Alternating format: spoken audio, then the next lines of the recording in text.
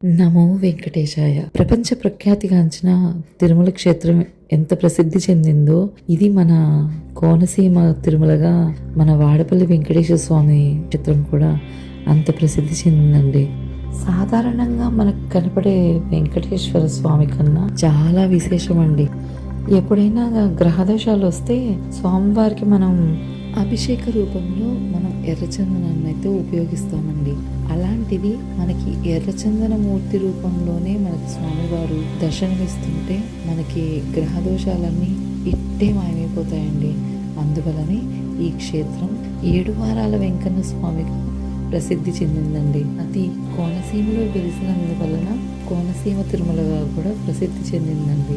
వెంకటేశ్వర స్వామి 7 కొండల స్వామిగా ప్రసిద్ధి కాబట్టి మేము ప్రతి వారం 7 దీపాలైతే వెలిగిస్తున్నామండి. ఇందులో ముఖ్యంగా 7 వారాల వ్రతం పూర్తి చేయడం ముఖ్యం కాదండి.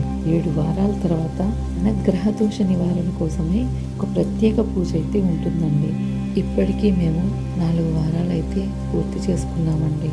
అలా స్వామివారిని దర్శించుకుని బయటికి రాగానే ఏదో తెలియని భావోద్వేగం అండి. అది నా మాటల్లో చెప్పలేను. వారు మమ్మల్ని అందరినీ కరుణించి మా గ్రహదోషాలన్నీ నివృత్తి చేసి మా కుటుంబానికంతా శ్రేయస్సు చేస్తారని గాఢ విశ్వాసంతో మేమైతే ఈ 7 వారాల వ్రతాన్ని అయితే సంకల్పించామండి. ఇలాగే మీరు కూడా సంకల్పం చేసుకొని 7 వారాల వెంకన్న స్వామిని దర్శించుకుంటారని మనస్ఫూర్తిగా కోరుకుంటున్నానండి. ఇట్లు మీ ప్రియ.